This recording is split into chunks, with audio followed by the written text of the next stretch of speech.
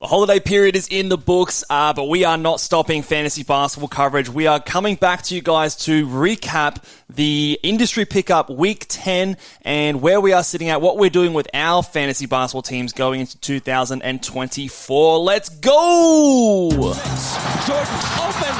Chicago with the lead. Bryant to Shaq.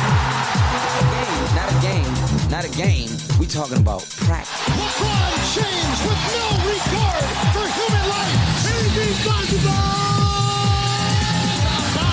Back out to Allen. His three-pointer. Curry for three. Wow! Unbelievable. Making it rain in New York. We the North are now we the champions. Not the destination, it's the journey. Mamba out. G'day and welcome to the Ball Boys Fantasy Basketball Podcast. I'm your host, Mitch Casey, and you can find me on Twitter at Ball Boys Fantasy. And today we are going, again, been a couple of weeks since we've done a show like this because of the holiday period and, lots of things happening around Christmas and New Year's. But we are back to review myself and Adam King from Fantasy Basketball International reviewing the Industry Pickup League. And let's get the great man in here and talk to him about the Industry Pickup League. Adam, how are you, mate? Pretty good. Yeah, pretty good. Back to work tomorrow, so that's a negative. And I'll warn listeners, viewers, you are probably going to be far more chipper than me today when we're talking about our teams and our matchups. Well, it's flipped this time around because last time we did do one of these podcasts was when we versed each other, and you got the better of me, beating me, yes. I think 5-4 that week. But it's been 2 weeks since then, and the luck has flipped around the other way, which is, I guess, sometimes the way that fantasy goes, but I'm sure we'll get stuck into that in a second. How's your holidays been? How's Christmas and New Year's and everything been like that over your place? Yeah, pretty good, pretty relaxed. Didn't do too much. Went to my in-laws. They live a couple of hours away, so we were away for a few nights down there, but basically just hanging around home, doing some bits and pieces, some painting, a lot of yard work, that sort of thing. And then, as I said, back to work tomorrow, unfortunately. I am the same, unfortunately. Straight back into the thick of things. But let's get off the holidays and talk about the Industry Pickup League. We'll recap. I'll throw it over to you. We'll get the bad taste out of our mouth first. Let's recap. Maybe we'll focus a bit more on last week, but just in general, over the last 2 weeks since we did one of these podcasts, how has the team fared from your point of view? It's been a frustrating couple of weeks. So the week before this one that we're going to talk about, I played Josh. Josh is still atop the standings despite losing this week. And looking back at it, I feel like I really missed an opportunity to win, because anyone who's been listening to this knows my team and knows what my strengths are. And I lost blocks and I lost rebounds to Josh's team. And I went through and looked at our block and rebound numbers from, this week just gone and previous weeks, and I would have beaten him in every other week. So isn't that just shitty? It was the 1 week Wembanyama didn't play, play much, and I can't remember exactly, but 2 categories that I really should have won, which would have given me a victory because he beat me 6-3, so I would have beaten him 5-4. So that was a frustrating week. And then this week... Yeah, so I'm just looking at your stats here, and the viewers can see it on the screen on YouTube. You had 38 blocks for the week, and I'm pretty sure you basically doubled that the week before when you versed me. You had 70 plus or something like that. So that's a wild dip from week to week. I did, and I had 52 this week. So it was just it was just a bad week in 2 categories. And then this week I played Dan Titus, who is last. And he beat me 5-4. Oof.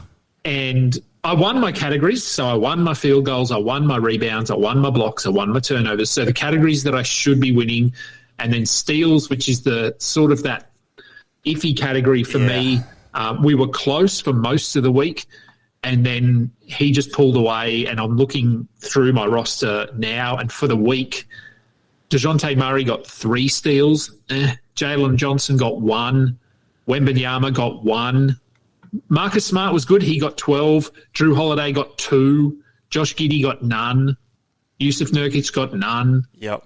So just these guards that I'd be expecting to get me sort of 4 or 5 steals for the week got me nothing, and so I lost by about 10 steals. I was ahead until yesterday, I think, in steals. And I'm looking here at some of his players. Like, he's got Torian Prince, 6 steals for the week. Yeah. Isaiah Hartenstein, 7 steals for the week. Yep. Some players that you wouldn't typically consider guys that are big steal players. Sort of pulling them out of nowhere. 3 steals for Bobby Portis. Larry Markkinen had the 4. He's not normally a big steals guy. So, I guess it goes to show, again, and a lesson that, a lot of us have learned or are continuing to learn, that those defensive stats, the blocks and steal numbers are very variable week to week, day to day, as well as season on season. So, difficult to rely on them on any given week. Especially if, you need both at the same time, which is probably the case for both of our teams, which is always a fun experience. Yeah, it was frustrating. So it was another week where I feel like I could have won. That would have made it 3 wins in a row if I'd beaten Josh and then but luckily for me, Alex Tricklin lost 7-2, and so I actually moved ahead of him in the standings this week despite losing. And I don't. Is it top 8 make the finals? Can you confirm? In this league, it is top 6 make it to the playoffs. So I think you might be a little bit far out. So you're 17, and there seems to be a bit of a gap forming now. So there seems to be a pretty clear top 8 in this league now. So you've got Josh and Drew Dinkmeyer over at 1 and 2. They're kind of comfortably number 1 and number 2, looking like they're probably going to have that bye week in the playoffs, unless something major changes. Then you've got myself and Rhett Bauer. Rhett's at 3, I'm at 4. And there's a little bit of a gap between this big cluster of teams from 5. I think there's a 3-way tie actually for 5th with B-Dub, Noah Rubin, and Mike trying to watch the boxes. All tied at 10.5 points behind. And then Mike Barner just 1 win away from that at 11.5 at 8. And then there's a gap between him with 11.5 games behind Josh to yourself at 17. So a bit of a tough gap to make up, especially considering how close a lot of the matchups are at this point of the year. Is this the point where you kind of go, I don't know, like, is there a Hail Mary play you can sort of consider? Or is it at the point sort of now where you go, I don't want to stuff the rest of the league up by doing something silly, or what's your thought process here? Yeah, look, I'm at that point where I need to make a decision of, if I want to push into the playoffs, I'm going to need some luck. Like, I'm going to need the teams above me to have some 7-2 losses or 8-1 or whatever it might be. So I'm going to need some luck, but maybe it is that I can give up some of my blocks to someone. Like, maybe I could look to trade someone like a Brook Lopez. I'm really hesitant to part with Chet or Wemby because they're just so much fun. They're so dominant, So maybe I could look to move Lopez and get a guard back, someone that gets me some steals and assists, because I have got Marcus Smart back now, and he has helped my assist numbers. Fultz is close. He's perennially he's always on the cusp, and it feels like he's been close to being back for 2 weeks now, and he's just still not. Yeah, which is frustrating. It is, So maybe I could do that. That's probably all I've got. I have managed to pick up some good waiver wire. I added DeLon Wright, the big Drummond acquisition as well. Yeah. Drummond has been amazing. Nick Richards has been good. Day'Ron Sharp, other than today where he weirdly played like 8 minutes or something. I didn't see the game. I don't know why he only played 8 minutes. Maybe it was a matchup. Thing. I don't know. But Ness have been doing some funny things with their rotations, trying to sneak in some rest without actually resting players from the games played point of view. But it's but then all those guys you mentioned there, a lot of them like big guys, the rebounds and all those other stats, but not, I mean, maybe Drummond a little bit more so than the others, but not necessarily the other guys contributing to your steals and assist numbers, which are those differentiating factors for you in a lot of these matchups.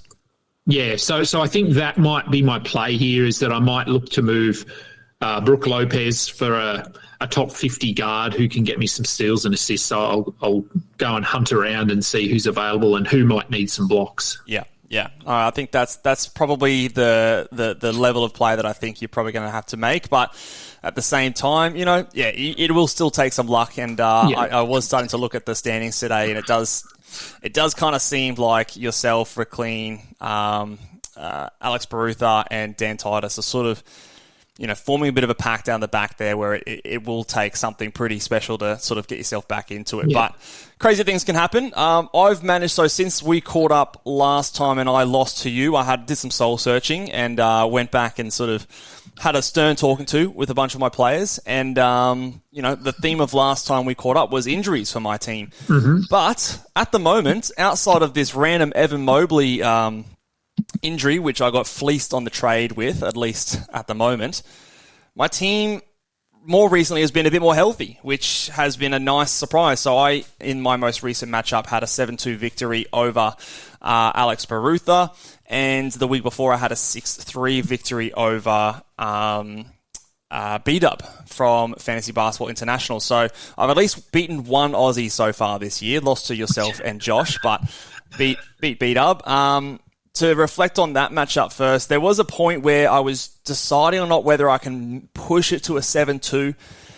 There was a scenario that if on the final day, if I started Scoot Henderson over who did I start? I think it was Wendell Carter Jr. I would have he had 3 steals on the last day. I ended up losing by 2 steals and winning by 2 turnovers. He had, I think, 3 turnovers to Wendell's 1 or 2 or something like that. I would have just scraped through at 7-2, but at the end of the day, I'm still pretty happy with a 6-3. I ended up benching Fox and Sabonis on the final day to secure the win in turnovers. I thought I would do that rather than chase the 2 steals that I would have lost, and I think that ended up being the right decision in the end, which made the difference between a 5-4 and a 6-3. And then this week, going up against Barutha, my team just suddenly turned into one of the best 3-point shooting teams in the league. I don't know what happened, but by far my best 3-point volume shooting for the week. I hit 72 threes this week, and I think the week I versed you, I barely scraped it to 30. So, going to take that. Yeah. Going up against Alex's team, who's a very heavy punt bigs team. I do think I got a little bit lucky. Maybe Alex was caught up in a bit of holiday celebrations because there was a few times that he left a few, good players on the bench there. Namely, it was a Julius Randle and Dennis Schroeder missed a couple of big games from them, and he was, a bit short on the games played limit. So, I don't know. Maybe his priorities are not quite on this team at the moment. I benefit as a result there, but I did have a pretty good week, and the team is looking pretty nice with a few healthy players going on at the moment. That was sort of my recap of the matchup. Moving forward, who have you got next week? Actually, we'll start there. So I've actually got, I've already looked at this. So I've got Mike Barner next week. So he's 8th, I'm 9th. And as you said, there's a bit of a gap there. There's about 5 games between us. So this week is, in theory, an opportunity for me to close that gap. If I could somehow get a 6-3 win, it feels unlikely with my build, but then I could close to within 2 games of him, and then maybe one of B-Dub, Noah, or Mike Catron can have a nice hefty defeat. Maybe I can just close that gap to sort of 2 games instead of 5 or 6. So it's sort of a key week, I think, for me, and I'm already looking at trade targets while we're talking. Yeah. Well, the good news for you is that there are some big matchups this week with some of the better or teams at the top versing some of those teams that are in your way, with myself going up against Noah. So I'll do my best, and I'll pull one out for you, King, and I'll try and see if I can beat Noah with a 6-3 or a 7-2 for you. And then Rhett Bauer is going up against Mike, who obviously Rhett's up the sort of the top 3rd place at the moment as well. So hopefully for yourself there, that can be 2 teams that maybe get a loss, and if you get a win. But I do think as well you do have to try and strive for those 6-3s more so than the 5-4s, because at this stage I'm not sure if that's going to move the needle or not. Is that something that you're considering in terms of not settling for those 5-4s and potentially risking losing and trying to go for a 6-3 win as opposed to a 5-4 win? Yeah, well, I guess that's a risk, a slight risk if I take by trying to move Brook Lopez, is it really brings my blocks down to Wemby and Chet, and that's it. I've only got 2 players to fall back on. So It doesn't really impact my rebounds a whole lot because Lopez tends to not get more than about 5 or 6 rebounds a game. So I am potentially risking blocks here to try and get steals and assists over the line.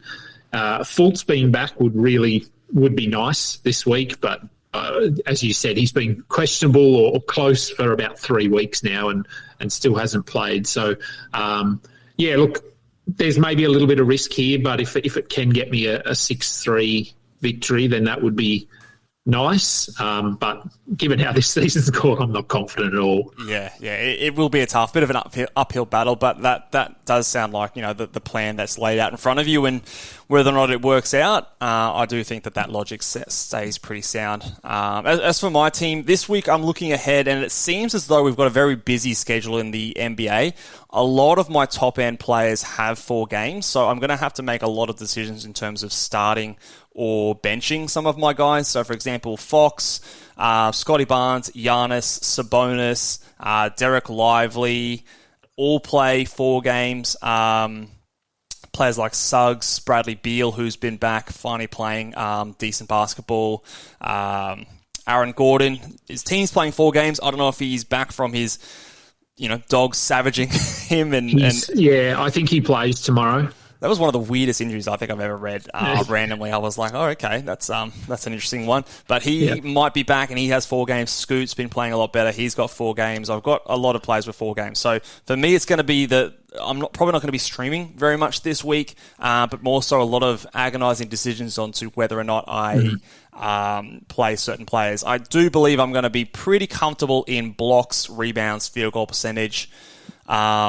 Which I normally am most weeks. So it's going to come down to whether or not I can get him in points. Scored pretty well this week. I was towards the top, I want to say. So I was 4th in points scoring. I would have beat Noah fairly comfortable this past week, but he also didn't have Joel Embiid play at all this week, I want to say as well. So it will come down to how healthy Embiid is. But if I can get points, steals, and assists, that would give me a nice 6-3 victory there, which is, I think, a possibility. But it's whether or not I'm looking to chase that or not to really lock myself in, or if I want to concede, scoring or something like that to, maybe play a Chris Paul over a Bradley Beal, or play, one of those types in terms of like consolidating my go-to stats. That's kind of the decision that I have to make this week, and whether or not I'm going to be greedy or not. We'll sort of let the first part of the week sort of play out and see how things go early on, and I think that'll help me dictate my decision. Yeah, it's a weird schedule this week. It's very, very high-low. So I think there's a 12-game slate, a 14-game slate, and then there's a 2, 4, and a 6. Yeah. So they're the days when we're going to have to look at who do I bench, and then on those low-volume days, do I play no one so that I can play a full roster the next day? And it'll be much the same for me. I'll see how the week goes, the first half of the week, and then have a look at where I'm close, if I'm not even close in assists, I won't bother playing my guards. But Fantrax do the projected standing or projected scoring kind of thing, where you can look at what it thinks the result will be for the week, and I sort of deduce this from looking at my team and Mike's team and where we're sitting in terms of season stats, and I think we're pretty close. Like, this week could be an opportunity, as I said, for me to win 6-3, but on the flip side, he could also win 6-3 or 7-2 because we're pretty close in percentages, rebounds, steals. I should get blocks. So there'll be a couple of categories where it'll be like this week. It could be if my guards just decide not to get any steals and he has someone who just pulls 6 steals out of their backside, then that could be the difference.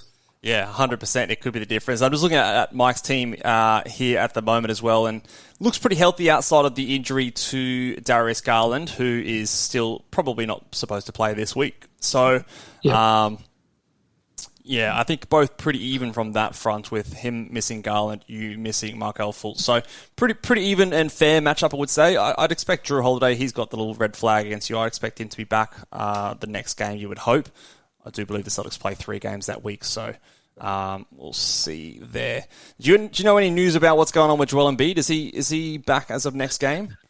I haven't heard on him. I'm not too sure.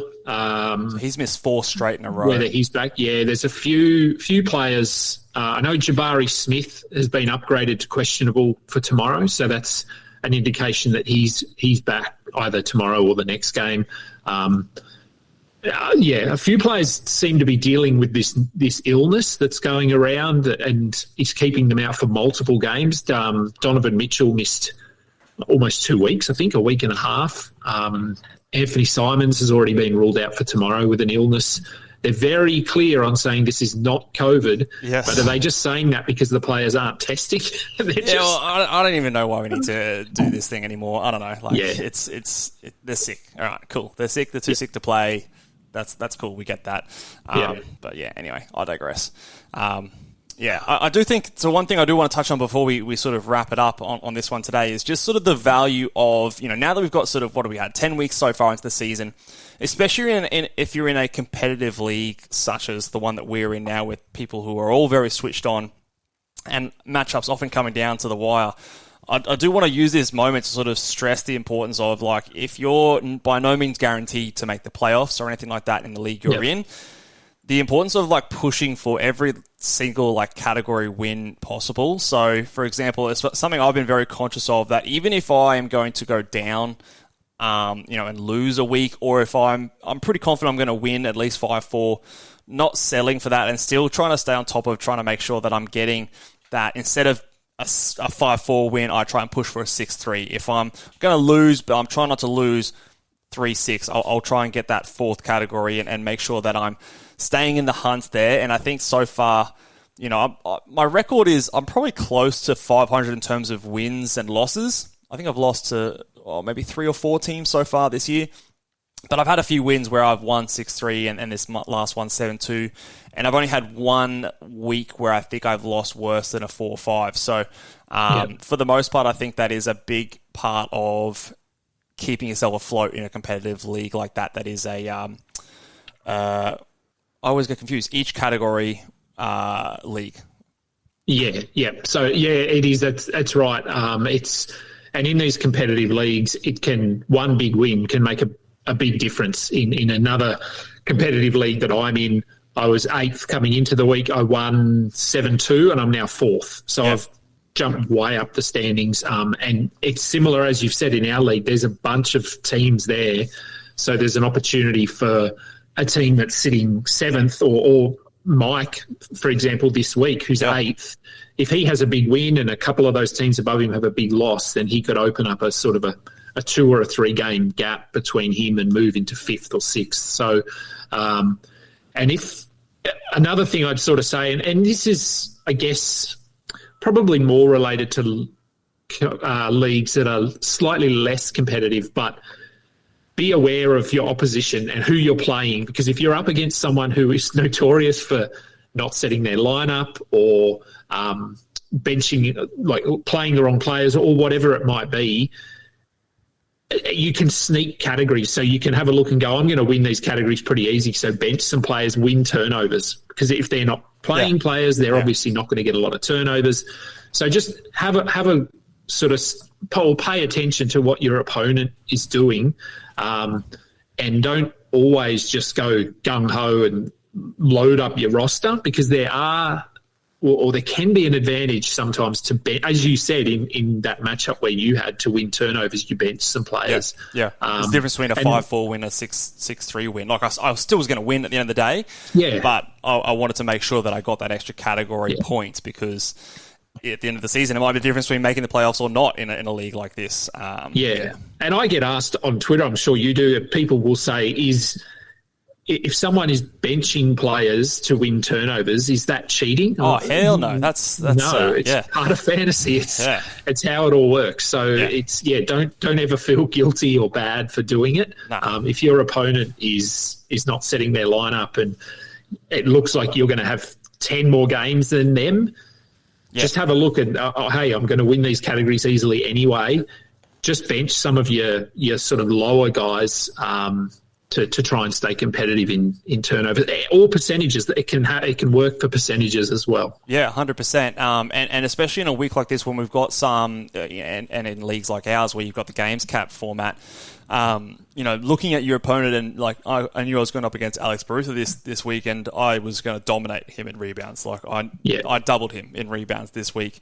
I thought I'd win more handily in blocks, but Brandon Ingram decided to become a block monster this week. But outside of like those two categories and field goal percentage, I knew I was going to walk all over him in those because he's a heavy punt field goal big team. I'm a heavy punt free throw team, so we're kind of polar opposites in that point of view. So when it came to start-sit decisions, like I was sitting players like Derek Lively, I was sitting players like Onyeka Okongwu and these guys that typically, if I was to look at my team, they would be, the best players on my team, but their rebounds and blocks had far less value to me. So I'm playing players like Chris Paul or like a Kentavious Caldwell-Pope, who I played it a few times to get those extra steals, to get those extra threes where I thought I could get an extra category win. When, in a different matchup, I would choose to do other players on top of them because I might have no chance of winning threes. All those kind of things, especially like when you've got 12 and 14 game days and you've got to make decisions on who's on your starting roster and who's on the bench. A lot of the times they might be different in ranking, but the worst ranked player might be better in that matchup than the guy who's a better ranked player. So do always consider that as well.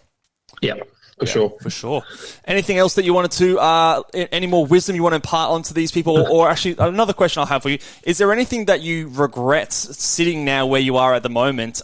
Do you feel like you maybe could have moved on from like an Asar Thompson or some of those other guys a little bit earlier to keep you a little bit higher up the standings? Or is there... with the hindsight now, is it something you wish you would have done prior to the spot you're in now to maybe push yourself up a bit higher in the standings? Yeah, look, probably the Asar one is probably the obvious one. I did drop him this week, and that was probably just a bit of stubbornness. He was so good to start the season. I was just holding out hope that Detroit would sort of experiment a little bit and then come back to him, but they haven't done that. He's barely playing. They were so desperate to get that win. And I still do think that he will have value again this season. I think whether it's February or March, there's going to be a period where he's playing 30 minutes again. I don't know when it comes, but I've had to move on from him. He's on my watch list. He's on my watch list. Yeah, I think put him on your watch list. And I've been telling people for weeks to drop him, but then been holding him myself. I have moved on from him. Look, I mean, there are some regrets and go back as far as draft day and say, well, I probably could have drafted or it was a snake draft. So I probably, there was some players I probably could have gone a little bit higher for, and maybe like Josh Giddey, that's a regret. I didn't really need to get him, but that's hindsight, and it's a competitive league, so it's a hard league. Everyone knows what they're doing. Yeah, small little slip-ups can be a big difference in a league like this. I think it is always good to reflect, though, in terms of, like, in different situations. Like, if you were Josh's team and you had Asar Thompson, then, you can hold him on. But I do think this is a point that I do sometimes stress. And when people ask me questions, a lot of the times I'm, well, where are you sitting in your league? Like, what is this person, can you afford to hold it? Is your league competitive? Like, how likely are you to make the playoffs? These questions are all very important for me to ask to give you the best,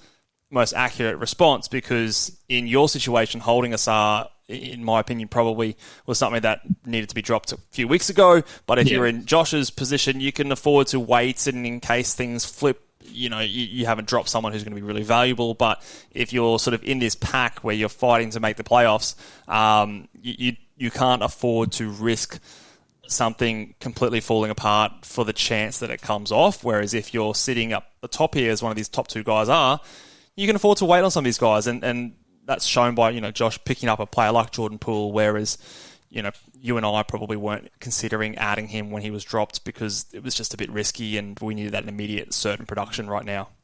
Yeah, and I think another guy that I held maybe a little bit too long, probably not as much or as obvious as Asar Thompson is Kyle Lowry. I held him for a while, and that's because I was just desperate for those assists and steals, and he has been doing that, but he's had some injuries and he hasn't been as good in the last 3 weeks or whatever. So he's probably someone I could have moved on from a little bit earlier as well. Yeah, for sure. That will probably do it for us today, guys. Thank you very much for tuning in. If you have any questions, please drop them down in the comment section below. Let us know what your thoughts are on the industry pickup league in general. Do you think that I've got what it takes with a healthy roster and hopefully a healthy Evan Mobley come playoff times if I can make it to take it out? I'm crossing my fingers that those things all can come true. But make sure you guys drop a thumbs up on the video here. Hit subscribe if you're watching over on YouTube and on the podcast, wherever you are listening. And we'll be coming at you with another video going through some buy lows and sell highs shortly. And I'll see you then. Bye.